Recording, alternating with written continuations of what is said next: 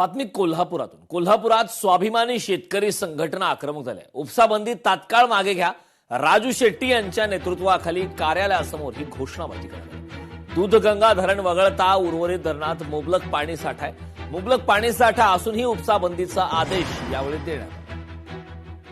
या जिल्ह्यातल्या जो उपलब्ध पाणी साठा आहे, जो आता उभ्या पिकांना पुरेसा आहे, 31 ऑगस्ट पर्यंत काही अडचण नाही आहे, असं असताना त्याचं नियोजन करण्याऐवजी केवळ देशाचा गृहमंत्री यायला लागलाय आणि आम्ही त्याच्या स्वागतामध्ये कामात आहोत असा आव आणून शेतकऱ्यांना पाण्यासाठी वणवण फिरायला ठेवणं हे योग्य नाही।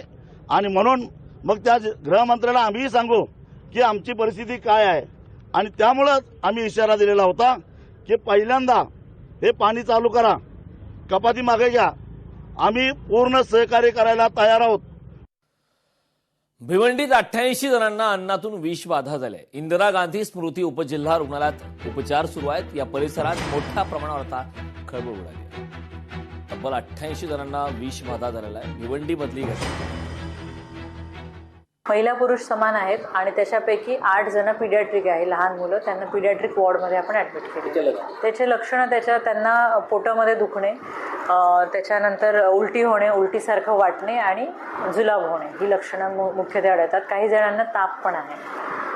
त्या सगळ्यांचं एकच म्हणणं आहे, या सगळ्या 80 पेशंटचं, की त्यांनी खंडोपाडा येथील एका पर्टिक्युलर शॉपमधून शवार्मा, पिझ्झा आणि फालुदा असं वेगवेगळे पदार्थ हे 3 खाल्लेले आहेत। सिरियस पेशंट नाही आहे, सगळे स्टेबल आहेत। सगळ्यांना IV अँटीबायोटिक आणि ORS पावडर तसेच सलाईन आणि त्यासाठी लागणारे आवश्यक औषधोपचार चालू आहे।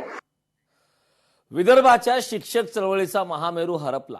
प्राध्यापक डॉक्टर BT देशमुख यांचं निधन झालंय। वयाच्या 87व्या वर्षी अमरावतीमध्ये अखेरचा श्वास घेतलाय।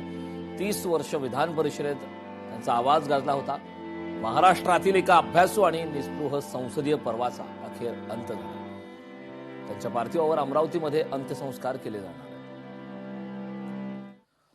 BT सरांच्या निधनाने वैयक्तिक मार्गदर्शकाला मुकलोय। मुख्यमंत्री देवेंद्र फडणवीस यांच्याकडून शोक संवेदना व्यक्त करण्यात आल्या।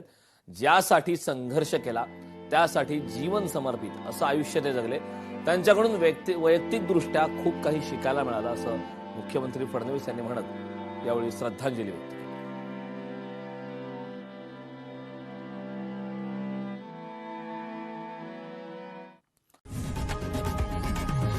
लोकशाही मराठी ऐका, पहा, जागरूक रहा।